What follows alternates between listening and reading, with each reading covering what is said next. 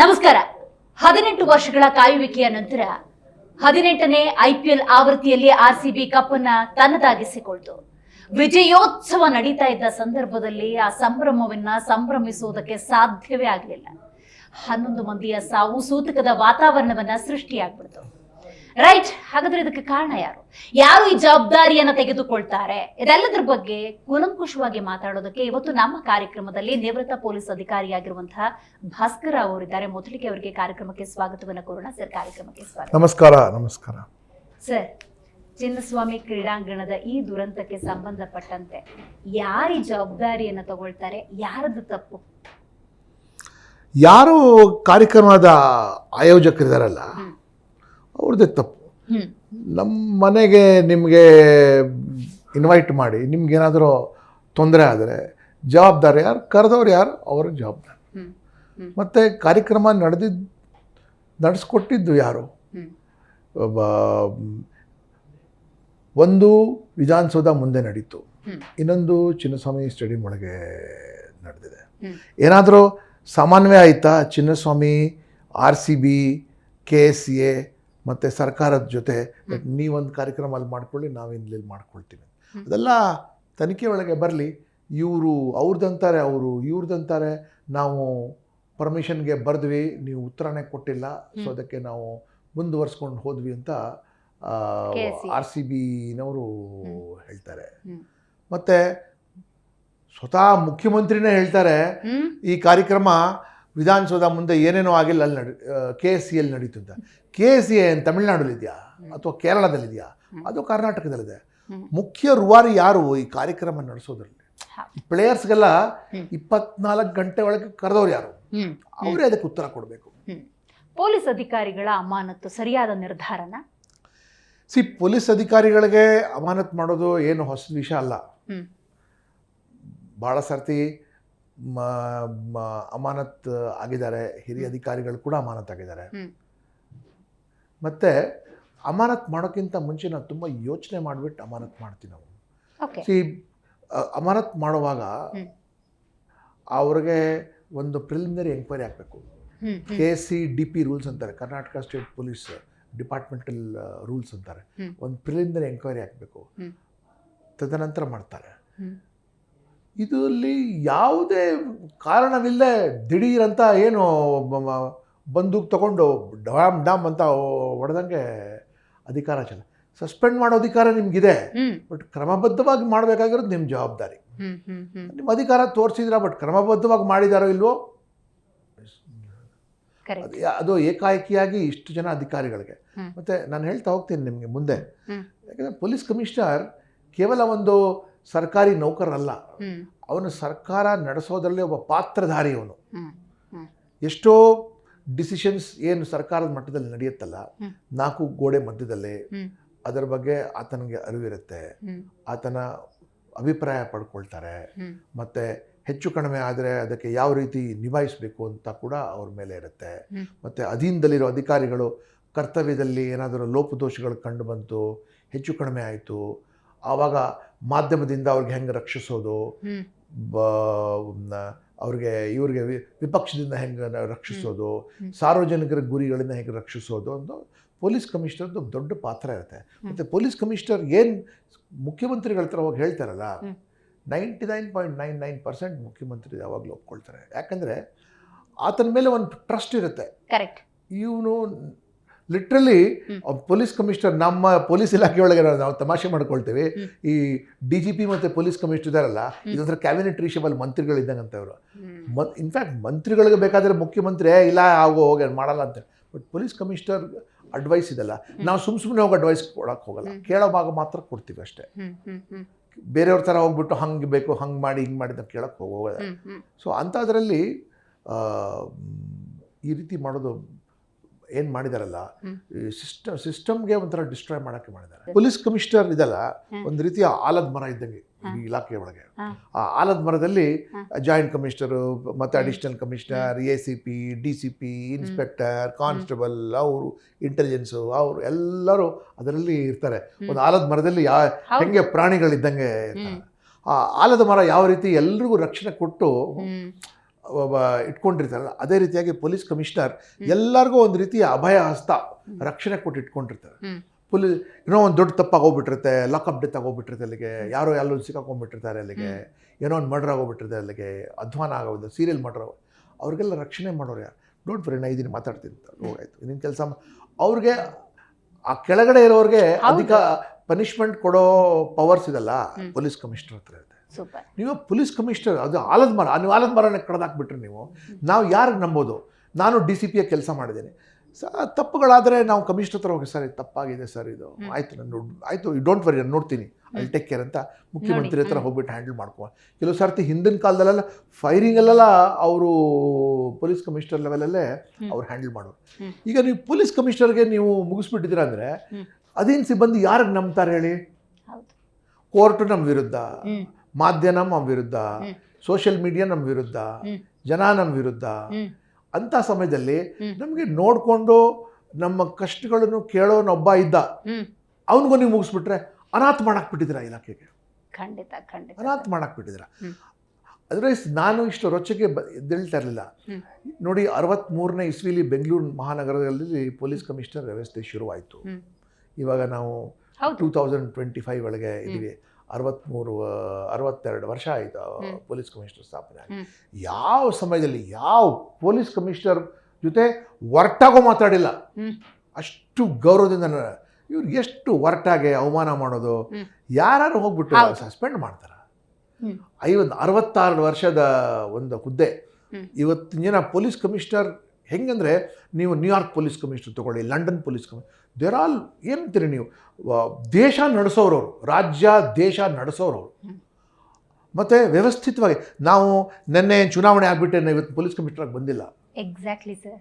33 ವರ್ಷ ಇಡೀ ವ್ಯವಸ್ಥೆ ನೋಡಿ ನೋಡಿ ನೋಡಿ ಮೆಟ್ಲು ಹತ್ಕೊಂಡು ನಾವೇನು ಲಿಫ್ಟಲ್ಲಿ ಬಂದಿಲ್ಲ, ಎಸ್ಕಲೇಟರಲ್ಲಿ ಬಂದಿಲ್ಲ ನಾವು. ಕರೆಕ್ಟ್. ಈ ರಾಜಕಾರಣಿಗಳ ಥರ ಅವ್ರು ಯಾವ ರೀತಿ ಅವ್ರು ಮುಖ್ಯಮಂತ್ರಿ ಆಗಿದ್ದಾರಲ್ಲ 33 ವರ್ಷ ಆದ ನಂತರ, 34 ವರ್ಷ, ನಾವು ಸಹ ಆ ರೀತಿಯಾಗಿ ಮೆಟ್ಲು ಹತ್ಕೊಂಡು ಬಂದು ಆ ಲೆವೆಲ್ ತನಕ ಬಂದಿದ್ವಿ ಅಲ್ಲಿಗೆ. ಖಂಡಿತ. ನಾನು ಅದೇ ಪ್ರಶ್ನೆ ಕೇಳಕ್ಕಿದ್ದೆ. ನಿನ್ನೆ ಎಕ್ಸಾಮ್ ಬರೆದು ಟ್ರೈನಿಂಗ್ ಮುಗಿಸ್ಕೊಂಡ್ಬಿಟ್ಟು ಏನು ಕಮಿಷನರ್ ಹುದ್ದೆಯನ್ನು ಅಲಂಕರಿಸ್ತಿಲ್ಲ, ಅಥವಾ ಇತರ ಅಧಿಕಾರಿಗಳು ಅಮಾನತಾಗಿದ್ದಾರೆ, ಅವರ ಸ್ಥಾನದಲ್ಲಿ ಕೂತ್ಕೊಂಡಿರಲಿಲ್ಲ, ಏಕಾಏಕಿ ಈ ನಿರ್ಧಾರವನ್ನು ತಗೊಂಡಿದ್ದು ಅವರ ಕರಿಯರ್ಗೆ ಬ್ಲ್ಯಾಕ್ ಮಾರ್ಕ್ ಅಲ್ವಾ sir? 100% see, not only their career ಅಂತೂ ಬ್ಲ್ಯಾಕ್ ಮಾರ್ಕ್ ಇದೆ, it's an insult to yourself. Insult to yourself ಅವರ್ ದಟ್. ಈಗ ನಾವು ಆಯ್ಕೆ ಮಾಡಿರೋ ಅಧಿಕಾರಿ ನಮಗೆ ಜೊತೆ ಇದ್ದಾನೆ ಅಂದರೆ ನಾವು ಸಾಕಷ್ಟು ಮೈಂಡ್ ಅಪ್ಲೈ ಮಾಡಿರ್ತೀವಿ, ಇವ್ನಿಗೆ ಆಯ್ಕೆ ಮಾಡಬೇಕು ಬೇಡ ಅಂತ.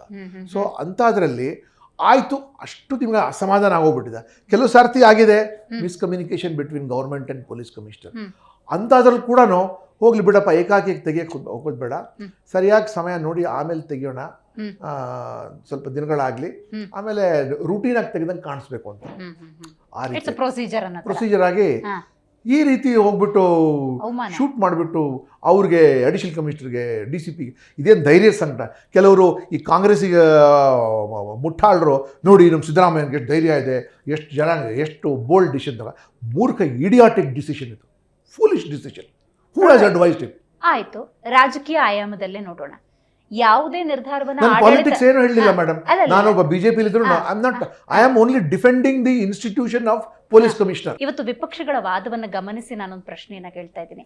ಆಡಳಿತ ಪಕ್ಷ ಯಾವುದೇ ನಿರ್ಧಾರ ತಗೊಂಡಾಗ ವಿರೋಧ ಮಾಡಬೇಕು ಅಂತ ವಿರೋಧ ಮಾಡ್ತಾರೋ ಗೊತ್ತಿಲ್ಲ, ಪ್ರತಿಯೊಂದನ್ನು ವಿರೋಧಿಸುವ ಒಂದು ಪ್ರಕ್ರಿಯೆ ನಡೀತಿದ್ದಾಗ ಈ ಪ್ರಕರಣದಲ್ಲೂ ಕೂಡ ನೋಡಿ, ಈ ಸರ್ಕಾರದವರು ಯಾರೋ ಸಣ್ಣ ಪುಟ್ಟ ಅಧಿಕಾರಿಗಳನ್ನ ರಿಮೂವ್ ಮಾಡಿಬಿಟ್ಟು ಅವ್ರನ್ನ ಅಮಾನತು ಮಾಡಿಬಿಟ್ಟು ಕೇಸ್ನ ಮುಚ್ಚಾಕ್ಬಿಡ್ತಾರೆ, ಈ ಥರದೊಂದು ಟಾಕ್ ಬಂದ್ಬಿಡ್ತಿತ್ತು. ಹಾಗಾಗಿ ಸರಿಯಾದಂಥ ತಲೆದಂಡ ಆಗಬೇಕು, ಅಮಾನತ್ತಾಗಬೇಕು, ದೊಡ್ಡ ದೊಡ್ಡ ಅಧಿಕಾರಿಗಳ ಈ ಜವಾಬ್ದಾರಿ ಅಂತ ತಗೊಂಡಿದ್ರು, ಹಾಗಾಗಿ ಅವ್ರನ್ನ ರಿಮೂವ್ ಮಾಡಿದ್ದೀವಿ, ಅಮಾನತು ಮಾಡಿದ್ದೀವಿ ಅಂತಾರೆ. That is not the way.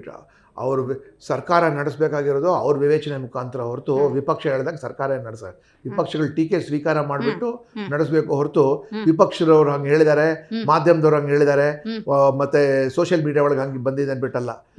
ಅವ್ರಿಗೆ ಜನ ವಿಶ್ವಾಸ ಕೊಟ್ಟಿದ್ದಾರೆ. 136 ಸೀಟ್ ಜನ ಕೊಟ್ಟಿದ್ದಾರೆ ಅವ್ರಿಗೆ. ಜನ ಏನು ಕೊಟ್ಟಿದ್ದಾರಲ್ಲ, ಅದು ತೀರ್ಮಾನ ಮಾಡಬೇಕು ಅಂದರೆ ತೂಕದ ತೀರ್ಮಾನ ಇರಬೇಕು. ಮತ್ತು ನಿಮ್ಮ ಬಿಹೇವಿಯರ್ ಕೂಡ ತೂಕದ ಬಿಹೇವಿಯರ್ ಇರಬೇಕು. ಜೋಕರ್ ಥರ ಬಿಹೇವ್ ಮಾಡಬಾರ್ದು. ಮುಖ್ಯಮಂತ್ರಿ ಸಿದ್ದರಾಮಯ್ಯನವರು ಅಂತಾರೆ ನೋಡಿ, ನಾವು ವಿಧಾನಸೌಧದ ಹತ್ರ ಆಯೋಜನೆ ಮಾಡಿದ್ದು ಅಲ್ಲೇನೂ ಅನಾಹುತ ಆಗಿಲ್ಲ, ಚಿನ್ನಸ್ವಾಮಿ ಹತ್ರ. ಚಿನ್ನಸ್ವಾಮಿ ಏನು ತಮಿಳ್ನಾಡಲ್ಲಿ ಇದೆಯಾ? ಚಿನ್ನಸ್ವಾಮಿ ಕರೆದವ್ರು ಯಾರು? ಅವ್ರಿಗೆ ವ್ಯವಸ್ಥೆ ಮಾಡಿದವ್ರು ಯಾರು? ಪೊಲೀಸ್ ಕಮಿಷನರ್, ಇಲ್ಲೂ ಪೊಲೀಸ್ ಕಮಿಷನರ್ ದಯಾನಂದ್, ಅಲ್ಲೂ ಪೊಲೀಸ್ ಕಮಿಷನರ್ ದಯಾನಂದ್. ನೀವೇನು ಚಿನ್ನಸ್ವಾಮಿ ಸ್ಟೇಡಿಯಂಗೆ ಮುಖ್ಯಮಂತ್ರಿ ಅಲ್ವಾ ನೀವು?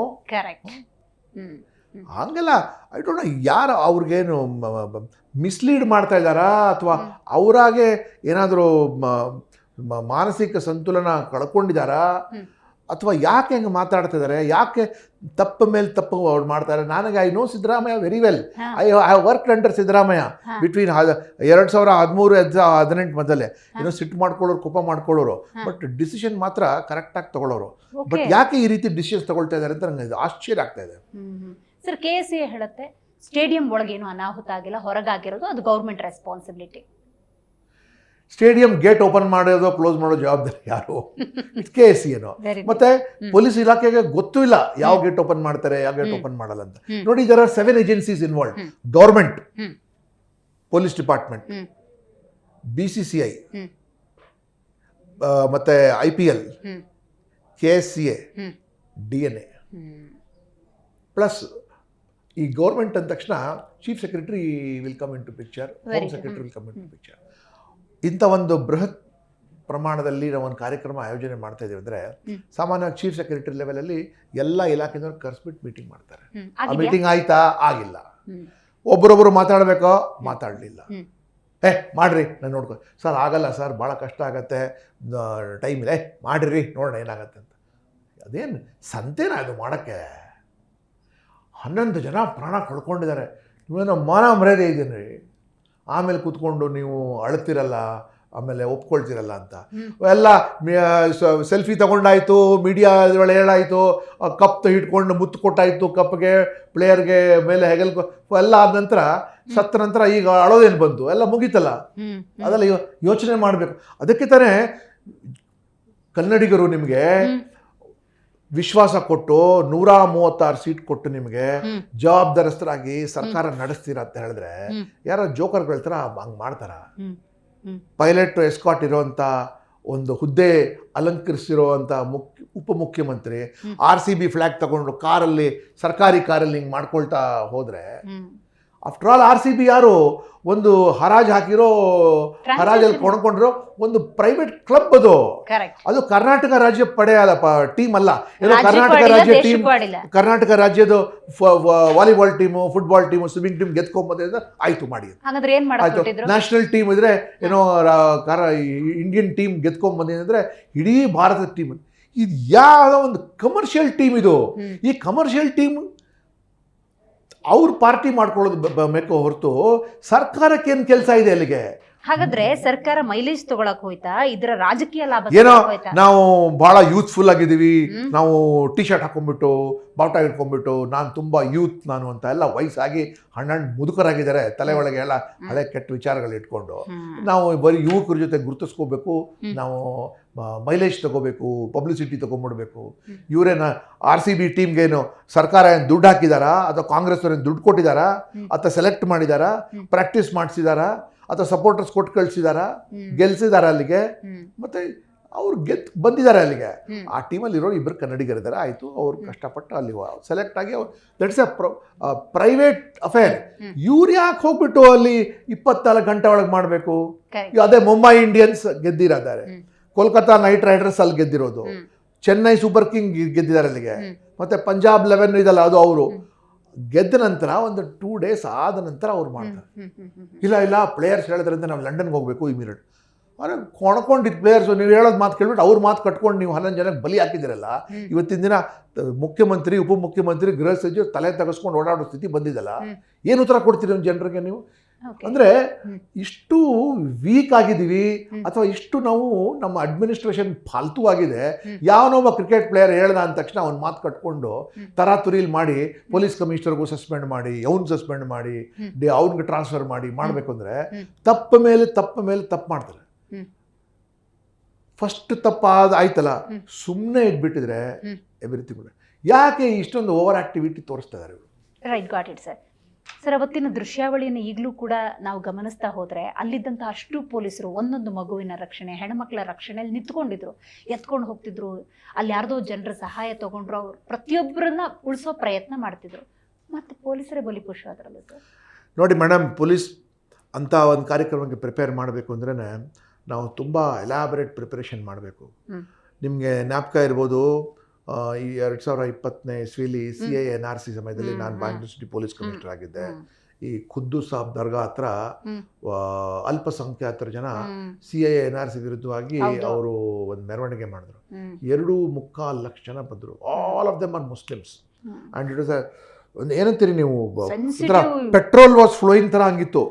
ಈ ಕಡೆ ಬಲಪಂಥಿಯವರು ಕಾಯ್ತಾ ಇದ್ರು ಏನಾದರೂ ಆಗಲಿ ಬೆಂಕಿ. ಸಿಟಿಲಿ ಮಾನ್ಯ ಮುಖ್ಯಮಂತ್ರಿಗಳು ಏನು ಗಾಬರಿಲಿಲ್ಲ.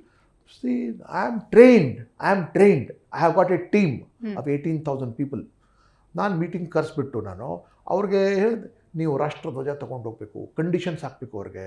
ಮತ್ತು ಮೆರವಣಿಗೆ ಬರೋ ಸಮಯದಲ್ಲಿ ಆ ಸಮಯದಲ್ಲಿ 1,000 ಸ್ಟ್ರೆಚರ್ ತೊಗೊಂಡಿದ್ದೇನೆ, ಸ್ಟ್ರೆಚರ್. ಈಗ ನೋಡಿ, ನೀವು ಹೇಳಿದಾರಲ್ಲ ಪೊಲೀಸ್ನವ್ರು ಮಗು, that is not the way to do it. ನಾವೇನು ಆಫ್ರಿಕಾ ಒಳಗೆ ದರಿದ್ರ ದೇಶದವರಲ್ಲ.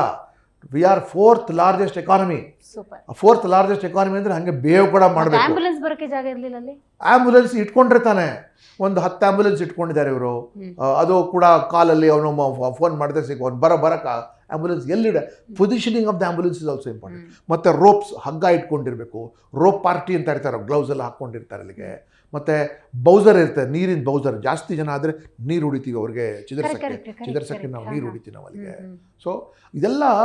ಮತ್ತು ತೀರಾ ನಿಮಗೆ ಪೊಲೀಸ್ ಸಿಬ್ಬಂದಿ ಕಮ್ಮಿ ಆಗೋಯ್ತಾ, ಸಿವಿಲ್ ಡಿಫೆನ್ಸ್ ತಗೊಳ್ಳಿ, ಹೋಮ್ ಗಾರ್ಡ್ಸ್ ತಗೊಳ್ಳಿ, ಪ್ರೈವೇಟ್ ಸೆಕ್ಯೂರಿಟಿ ತಗೊಳ್ಳಿ, CCTV ಕವರ್ ಹಾಕ್ಸಿ ನೀವು, ಎಕ್ಸ್ಟ್ರಾ ಅಡಿಷ್ನಲ್ ಆ್ಯಂಬುಲೆನ್ಸಸ್ಸು. ನಾವಂತೂ ಮೈಸೂರು ದಸರಾ ಇರೋ ಸಮಯದಲ್ಲಿ ನಾನೊಬ್ಬರೇ ಅಲ್ಲ, ಹಿಂದೆ ಪೊಲೀಸ್ ಕಮಿಷನರ್ಸ್ ಎಲ್ಲ, ನಾವು ಎಕ್ಸ್ಟ್ರಾ ರಕ್ತದ ಬಾಟಲ್ ಇಟ್ಟಿರ್ತೀವಿ, ನಾವು ರೂಮ್ಸ್ ಇಟ್ಟಿರ್ತೀವಿ, ನಾವು ಆ್ಯಂಟಿ ಎಕ್ಸ್ಪ್ಲೋಸಿವ್ಸ್ ಇಟ್ಟಿರ್ತೀವಿ, ನಾವು ಅಲ್ಲಿಗೆ ಆ್ಯಂಬುಲೆನ್ಸಸ್ ಇಟ್ಟಿರ್ತೀವಿ ನಾವು. ಎಲ್ಲ ಪ್ರಿಪರೇಷನ್. ಇದು ಯಾವ ಪ್ರಿಪರೇಷನ್ ಮಾಡೋಕ್ಕೆ ಬಿಟ್ಟಿಲ್ವಲ್ಲ. ಸೊ ಈಗ ಏನಾಗಿದೆ, ಎಂಕ್ವೈರಿ ಈ 3 ಜನಕ್ಕಿಂತ ಕೆಳಗಡೆ ನಡೀತಾ ಇದೆ. ಈ 3 ಜನಕ್ಕೆ ಸೇರಿಸಿ ಮಾಡಿದರೆ ನಿಜ, ಆವಾಗ ಅದರದ್ದು ಫ್ಲೇವರೇ ಬೇರೆ ಇರೋದು ಅಲ್ಲಿಗೆ. ಹೌದು. ಈಗ ಎಷ್ಟೋ ಕಡೆ ಪೊಲೀಸ್ ಫೈರಿಂಗ್ ಆದರೆ SP ಗೆ ಟ್ರಾನ್ಸ್ಫರ್ ಮಾಡಿಬಿಡ್ತಾರೆ. 11 ಜನ ಕಾಲು ತೊಳೆದಾಗಿದೆ, ಅದಕ್ಕೆ ಕಮಿಷನರ್ ಟ್ರಾನ್ಸ್ಫರ್ ಮಾಡ್ತಾ ಇದೀವಿ ಅಂತ ಇವರೇ ಹೇಳ್ತಾರಲ್ಲ. ಸ್ವಾಮಿ, ಈ ವಾತಾವರಣ ಮಾಡಿದವ್ರು ಯಾರು? ನೀವು ತಾನೇ ಮಾಡಿದ್ದೀರಿ. ನೀವು ಪಾಪ ಪೊಲೀಸ್ ಇಲಾಖೆ ಅಂದರೆ ಹೇಳಿದ್ದಾರೆ ಬೇರೆ. 2 ದಿನ ಬಿಟ್ಟು ಮಾಡೋಣ, ಕರೆಕ್ಟಾಗಿ ಬಂದೋಬಸ್ತ್ ಮಾಡಬೇಕು. ಸರ್, ನೀವು ಹಲವಾರು ಕಡೆ ಕೆಲಸ ಮಾಡಿದ್ರಿ, ಬೆಳಗಾವಿ, ಬೆಂಗಳೂರು, ಇಲ್ಲೆಲ್ಲ. ಇಂಥದ್ದೇನಾದರೂ ಸಿಚುವೇಶನ್ ಎದುರಿಸಿದ್ರ? ಇದೇ ಮುಖ್ಯಮಂತ್ರಿ ಜೊತೆ ನನಗಾಗಿದೆ. ಸಿದ್ದರಾಮಯ್ಯ ಜೊತೆನೆ 2013ನೇ ಇಸ್ವಿ ಡಿಸೆಂಬರಲ್ಲಿ ಬೆಳಗಾಂ ಸುವರ್ಣ ವಿಧಾನಸೌಧ ಮುಂಭಾಗದಲ್ಲಿ ಒಬ್ಬ ರೈತನಿಗೆಲ್ಲ ಹಬ್ಸಿ, ವಿಷ ಕುಡಿ, ನಾವು ನಿನಗೆ ಇದು ಮಾಡಿ, ಅವ್ನು ವಿಷ ಕುಡಿದ್ಬಿಟ್ಟು, ಅವ್ನು ವಿಷ ಕುಡಿದ ತಕ್ಷಣ ಅವನಿಗೆ ಆಸ್ಪತ್ರೆಗೆ ಕರ್ಕೊಂಡೋದು. ಆಸ್ಪತ್ರೆಯಲ್ಲಿ ಹಿ ಡೈಡ್. ಅಷ್ಟರಲ್ಲಿ ಆವಾಗ ಕಾಂಗ್ರೆಸ್ ಸರ್ಕಾರ ಇತ್ತು, ವಿಪಕ್ಷದಲ್ಲಿ 2 ಸರ್ಕಾರ ಇರ್ತಿತ್ತು. ಅವ್ರು ಇವ್ರ ಜೊತೆ ಎಲ್ಲ ಸಪೋರ್ಟ್ ಮಾಡಿಬಿಟ್ಟು, ವಿಪಕ್ಷದ ಕೆಲಸನೇ ತಾನೇ ಗಲಾಟೆ ಮಾಡಿಸೋದು, ದುಡ್ಡೆಲ್ಲ ಚೆನ್ನಾಗಿ ಗಲಾಟೆ ಮಾಡಿಸ್ಬೇಕು, ಅದು ನನ್ನ ಇಂಟೆಲಿಜೆನ್ಸಲ್ಲಿ ನಂಗೆ ಗೊತ್ತಾಯಿತು 100% ಗಲಾಟೆ ಆಗತ್ತೆ ಅಂತ. ಸೊ ಆವಾಗ ಇವರು ಸಿದ್ದರಾಮಯ್ಯನವ್ರ ಮೇಲೆ ಪ್ರೆಷರ್ ಹಾಕೋಕ್ಕೆ ಶುರು ಮಾಡಿಬಿಟ್ರು, BJP ಆ್ಯಂಡ್ JDS. ಸತ್ತಿರೋ ರೈತನ ಶವವನ್ನು ಸುವರ್ಣ ವಿಧಾನಸೌಧ ಮುಂದೆ ತರಬೇಕು ಅಂತ. ಓಕೆ. ಸೊ ಈ ಸಿದ್ದರಾಮಯ್ಯ ಇನಿಷಿಯಲಿ ಡಿಡ್ ನಾಟ್. ನನಗೆ ಫೋನ್ ಮಾಡಿ ಕೇಳಿದ್ರೆ ಏನು ಮಾಡಬೇಕು ಭಾಸ್ಕರ್? ನಾನು ಸರ್, ದಯವಿಟ್ಟು ಬೇಡ ಸರ್, ಆ ಕೆಲಸ ಮಾತ್ರ ಮಾಡೋಕ್ಕೆ ಹೋಗಬೇಡಿ. ನೀವು ಆಯ್ಕೆ ಆಗಿ ಕೇವಲ 6 ತಿಂಗಳಾಗಿದೆ. ಮೇ ತಿಂಗಳಲ್ಲಿ ಚುನಾವಣೆ ಆಗಿತ್ತು, ಡಿಸೆಂಬರಲ್ಲಿ ಮೊದಲನೇ ಅಸೆಂಬ್ಲಿ ಸೆಷನ್ ನಡೀತಾ ಇತ್ತು ಸರ್. ರಕ್ತಪಾತ ಆಗೋಗುತ್ತೆ, ಇವರೆಲ್ಲ ಗಲಾಟೆ ಮಾಡಿಸೋಕ್ಕೆ ತಯಾರಿ ಮಾಡ್ಕೊಂಡಿದ್ದಾರೆ, ನಾವು ಅವ್ರಿಗೆ ಆಸ್ಪದನೆ ಕೊಡಬಾರ್ದು ಅಂತ. ಇಲ್ಲ ರೀ, ಭಾಳ ಪ್ರೆಷರ್ ಇದೆ ಅಂತ. ಮತ್ತು ಈ ಕೆಲವು ಕಾಂಗ್ರೆಸ್ಸಲ್ಲಿ ಒಳಗಡೆ ನಾವು ಧೈರ್ಯ ತೋರಿಸಬೇಡೋಣ ಅಂತ. ಸರ್, ದಯವಿಟ್ಟು ಅವ್ರ ಮಾತು ಕೇಳೋಕ್ಕೆ ಹೋಗಬೇಡಿ ಸರ್ ಅಂತ. ಆಮೇಲೆ ಮುಖ್ಯಮಂತ್ರಿಗಳು ನನಗೆ ಧ್ವನಿ ಹೇಳಿದ್ರು, ನಾನು ಹೇಳ್ತಾ ಇದ್ದೀನಿ ತೊಗೊಂಬರ್ಬೇಕು ಅಂತ. ಅವಾಗ ಜಾರ್ಜ್ ಹೋಮ್ ಮಿನಿಸ್ಟರ್, ಜಾರ್ಜ್ ಸುಮ್ಮನೆ ಇದ್ರು. ಹೋಮ್ ಮಿನಿಸ್ಟರ್ CM ಮಾತಾಡುವಾಗ ನಾನೇನು ಭಾಸ್ಕರ್ ಅಂತ ನಾನು ಜಾರ್ಜ್ ಅವ್ರಿಗೆ ಹೇಳಿದೆ. ಕೆಂಪಯ್ಯ ಅಂತ ಪೊಲೀಸ್ ಅಡ್ವೈಸರ್ ಹೇಳಿದ್ರು, ಅವರೆಲ್ಲ CM ಪರವಾಗಿ ತೊಗೊಂಬನ್ರಿ, ಏನಾಗುತ್ತೆ, ನಾವು ಹ್ಯಾಂಡಲ್ ಮಾಡಿ. ನಾನು ಹೇಳಿದೆ, ಸರ್, ಇಲ್ಲಿ ಬಾಡಿ ತೊಗೊಂಬಂದರೆ ಸ್ಟೋನ್ ಪಿಲ್ಟಿಂಗ್ ಆಗುತ್ತೆ, ಆರ್ಸನ್ ಆಗುತ್ತೆ, ಟೈರ್ ಸುಟ್ಟಾಕ್ತಾರೆ, ಗಾಡಿಗಳು ಸುಟ್ಟಾಕ್ತಾರೆ, ಆಮೇಲೆ ಗೋಲಿಬಾರ್ ಮಾಡಬೇಕಾಗಿರುತ್ತೆ, ಇನ್ನೂ ಅಷ್ಟು ಜನ ಸಾಯ್ತಾರೆ. ಇಲ್ಲಿಗೆ ಗಲಾಟೆ ಮಾಡೋದು 100% ಆಗಲ್ಲ ರೀ ಅಂತ. ಆಮೇಲೆ ನಾನು ಚಂದ್ರಗುಪ್ತ ಅಂತ ಈಗ ಜಾಯಿಂಟ್ ಕಮಿಷನರ್ ಕ್ರೈಮ್ ಇದಾರಲ್ಲ, ನಾನು ಬೆಳಗಾಂ ಚಂದ್ರಗುಪ್ತ ಒಂದು ಟೀಮ್ ತೊಗೊಂಡು, ಡೆಡ್ ಬಾಡಿ ತೊಗೊಂಡು, KLE ಆಸ್ಪತ್ರೆ ಹಿಂದಿನ ಗೇಟಿಂದ ಗೋಟು ಚಿಕ್ಕೋಡಿ DSP ಗೆ ಮುಂಚೆನೇ ಹೇಳಿಬಿಟ್ಟಿದೆ, ಅಲ್ಲಿ ಏನೇನು JCB ತೊಗೊಂಡು ಲೈಟ್ ಎಲ್ಲ ಹಾಕ್ಕೊಂಡು ಬರಿಯಲ್ಗೆ ಏನೇನು ಮಾಡೋ ಎಲ್ಲ ಬರಿಯಲ್ಲಿ ನೀನು ಮಾಡ್ಕೊಂಬಿಡಪ್ಪ ನೀನು. ಮತ್ತು ಇವ್ರು ಫೋನೇ ತೊಗೊಂಡಿದ್ದ. ಒಂದು 20-23 ಫೋನ್ ಕಾಲ್ ನಂಗೆ ಮಾಡಿದ್ರೆ, ಮುಖ್ಯಮಂತ್ರಿ ಕಾಲ್ ಇದೆ ಅಂತ. ಆಮೇಲೆ ಮಾತಾಡ್ತೀನಿ ಅಂತ ಹೇಳಿ ಹೌದು ಹೌದು. ರಾತ್ರಿ ಅಂದ್ರೆ ಪರಿಸ್ಥಿತಿ ನಿಭಾಯಿಸಬೇಕು. ರಾತ್ರಿ ನಂಗೆ ಗೊತ್ತಿತ್ತು ಸರಿಯಾಗಿ ಬೈಸ್ಕೋತೀನಿ. ರಾತ್ರಿ 11 ಗಂಟೆಗೆ ಹೋದರೆ ಈ ಸಿದ್ದರಾಮಯ್ಯ ಕೆಂಡ ಮಂಡಲ, ನನ್ನ ಮರ್ಯಾದೆ ಹೊಟ್ಟೋಯ್ತು, ನನ್ನ ಮಾತು ಯಾಕೆ ಕೇಳಿ ಸರ್, ನನಗೆ ಗೊತ್ತಿದೆ ಏನು ಮಾಡಬೇಕು ಅಂತ ಸರ್. ನಾನು ನಿಮ್ಮ ಹಿತ ಕಾಪಾಡ್ತಾ ಇದ್ದೀನಿ ಹೊರತು ನನ್ನ ಹಿತ ಕಾಪಾಡ್ತಾ ಇಲ್ಲ. ನನಗೇನು ಈಗಲೇ ಚೇಂಜ್ ಮಾಡ್ಬೋದು, ನಿಮ್ಮ ಹಿಂದೆ ಬಂದರೆ ನೀವು ಯಾರ ಥರ ರಕ್ಷಣೆ ಮಾಡ್ಕೊಳ್ಳಿ. ಸೊ ನಾವು ಧೈರ್ಯವಾಗಿ ಹೇಳ್ಬೇಕು ಚೀಫ್ ಮಿನಿಸ್ಟರ್ಗೆ. ನಾವು ಈ ಧೈರ್ಯ ಈಗ ಪ್ರದರ್ಶನ ಆಗಿತ್ತಾ ಇಲ್ವಾ ಸರ್? ಅದು ಅವ್ರವ್ರ ವ್ಯಕ್ತಿತ್ವದ ಮೇಲೆ ಡಿಪೆಂಡ್ ಆಗುತ್ತೆ. ಬಟ್ ನನಗೊಂದು ಅವಕಾಶ ಆ ಸಮಯದಲ್ಲಿ ಸಿಕ್ಕಿರುವಾಗ ನಾನು, ಬಿಕಾಸ್ ಏನಾಗುತ್ತೆ, ಸುಮ್ಮನೆ ಫೈರಿಂಗ್ ಮಾಡಿದ್ರೆ ಜುಡಿಷಿಯಲ್ ಎಂಕ್ವೈರಿ ನಾನೇ ತಾನೇ ಫೇಸ್ ಮಾಡಬೇಕು, ಎಕ್ಸಿಕ್ಯೂಟಿವ್ ಎಂಕ್ವೈರಿ ಫೇಸ್ ಮಾಡಬೇಕು, ವಕೀಲರು ಇಡಬೇಕು, ನಾನು ಸಸ್ಪೆಂಡ್ ಆಗ್ತಾ ಇದೆ, ಅದು DSP ಅವ್ರು ಸಸ್ಪೆಂಡ್ ಮಾಡೋ, ಅದೆಲ್ಲ ಬೇಕಿತ್ತ. ಇದು ನೋಡಿ ಆರಾಮಾಗಿ ಡೆಡ್ ಬಾಡಿ ಹಿಂದ್ಗಡೆ ತೊಗೊಂಡು ಚಂದ್ರಗುಪ್ತ ಒಂದು KSRTC ಬಸ್ಸಲ್ಲಿ ಡೆಡ್ ಬಾಡಿ ತೊಗೊಂಡು, ಅದು ಆಂಬುಲೆನ್ಸ್ ತೊಗೊಂಡು ಹೋಗಿಲ್ಲ, ಆಂಬುಲೆನ್ಸ್ ತೊಗೊಂಡು ಜನರು ಗೊತ್ತಾಗ್ಬಿಡುತ್ತೆ ಅಂತ. ಸೊ ಒಂದು KSRTC ಬಸ್ಸಲ್ಲಿ ಅದು ಕೆಲವು ಕಡೆ ಪ್ಯಾಸೆಂಜರ್ ಇದ್ರೂ ನಾವು ಅದೆಲ್ಲ ಮಾಡಬೇಕಾಗಿರುತ್ತೆ. ಕೆಲವು ಸರ್ತಿ ಪ್ಯಾಸೆಂಜರ್ ಹೋಗೋಣ ಡೆಡ್ ಬಾಡಿ ತೊಗೊಂಡು, ಮತ್ತು ಮುಂಚೆನೇ ಅಲ್ಲಿ 2-3 JCB ಹಾಕಿಬಿಟ್ಟು ಅಲ್ಲೇ ಊಟದ ವ್ಯವಸ್ಥೆ ಮಾಡಿ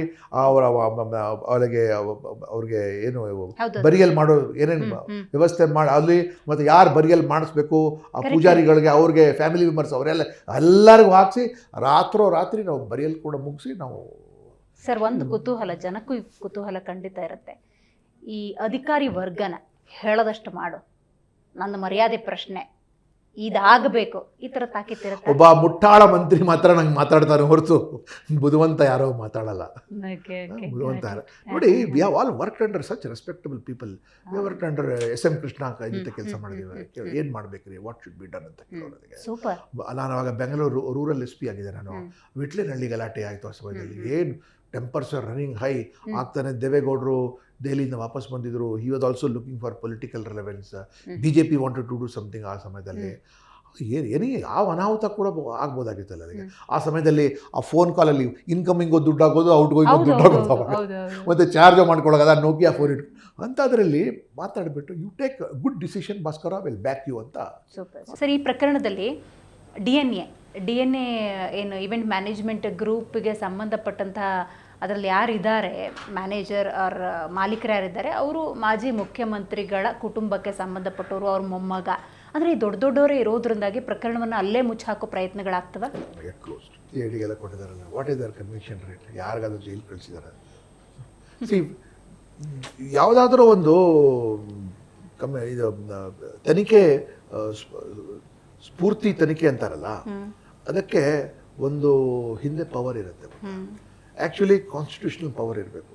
ಬಟ್ ನಿಮ್ಮ ಹತ್ರ ಕೆಲಸ ಮಾಡೋರು ನೀವೊಬ್ಬರೇ, ನಿಮ್ಗೊಂದು 50 ಕೆಲಸ ಕೊಟ್ಬಿಟ್ರೆ ನಿಮ್ಗೆ ಯಾವ ಕೆಲಸ ಬೇಕು ಆ ಕೆಲಸ ನೀವು ಮಾಡ್ತೀರಾ, ಅಥವಾ ಯಾವ ಕೆಲಸ ನಿಮಗೆ ಮಾಡಬೇಕು ಮಾಡುವಂಥ ಒತ್ತಡ ಆ ಕೆಲಸ ಮಾಡ್ತೀರಾ. ಅದೇ ಪರಿಸ್ಥಿತಿ ಸರ್ಕಾರದಿರೋದು.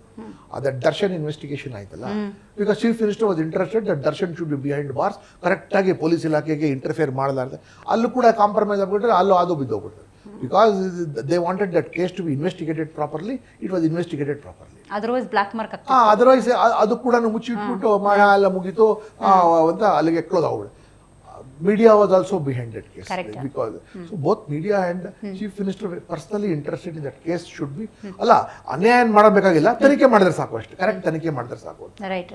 ಸೊ ಇಲ್ಲಿ ಕೂಡ ಕರೆಕ್ಟ್ ತನಿಖೆ ಮಾಡಿ ಅಂತ ಹೇಳಿದ್ರೆ ಯಾರು ಹೇಳಬೇಕಲ್ಲ. ಮುಖ್ಯಮಂತ್ರಿ ಹೇಳ್ತಾರೆ ಇದಕ್ಕೆ, ಅವರೇ ಅಕ್ಯೂಸ್ ನಂಬರ್ 1 ಸ್ಥಾನದಲ್ಲಿ ಇರುವಾಗ ಅವ್ರು ಈಗ ಅಕ್ಯೂಸ್ ನಂಬರ್ 1 ಸ್ಥಾನದಲ್ಲಿ ಇದ್ದಾರೆ ಅಂತ ಒಪ್ಕೊಂಡಿದ್ದಾರೆ ಅಂತ ಅನ್ಸುತ್ತೆ ಸರ್ ನಿಮ್ಗೆ. ಅವ್ರು ಒಪ್ಕೊಳ್ತಾರೋ ಬಿಡ್ತಾರೋ ದಟ್ ಇಸ್ ಡಿಫರೆಂಟ್.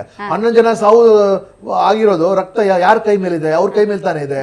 ಅವರೇ ತಾನೇ ಕರ್ಸಿರೋದು. 24 ಗಂಟೆ ಒಳಗೆ ನಮ್ಮ ರಾಜ್ಯಕ್ಕೆ ಬನ್ನಿ, ಬೆಂಗಳೂರು ಬನ್ನಿ, ನಾವು ನಿಮ್ಗೆ ಸನ್ಮಾನ ಮಾಡ್ತೀವಿ, ಹಾರ ಹಾಕ್ತಿವಿ, ಪೇಟ ಹಾಕ್ತಿವಿ, ಮೆರವಣಿಗೆ ಕರ್ಕೊಂಡು ಹೋಗ್ತೀವಿ, ಎಲ್ಲ ಫ್ಯಾನ್ಸ್ ಕಾಯ್ತಾ ಇದ್ದಾರೆ. ಕರ್ಕೊಂಡ್ ಬಂದವ್ರು ಯಾರು? ಅವರೇ ತಾನೇ ಚಾರ್ಟರ್ಡ್ ಫ್ಲೈಟ್ ಅಲ್ಲಿ ಕರ್ಕೊಂಡ್ಬಂದು ಪಂಚತಾರ ಹೋಟ್ಲಲ್ಲಿ ಇಟ್ಕೋ ಎಸ್ಕಾಟ್ ಪೈಲಟ್ ಅಲ್ಲಿ ಕರ್ಕೊಂಡು ಹೋಗೋದು ಮಾಡಿದವ್ರು ಯಾರು? ಮುಖ್ಯಮಂತ್ರಿ ತಾನೇ ಮಾಡಿದ್ದಾರೆ. ನಾ ಮಾಡಿಲ್ಲ ಅಂತ ಹೇಳಕ್ ಆಗಲ್ವಲ್ಲ.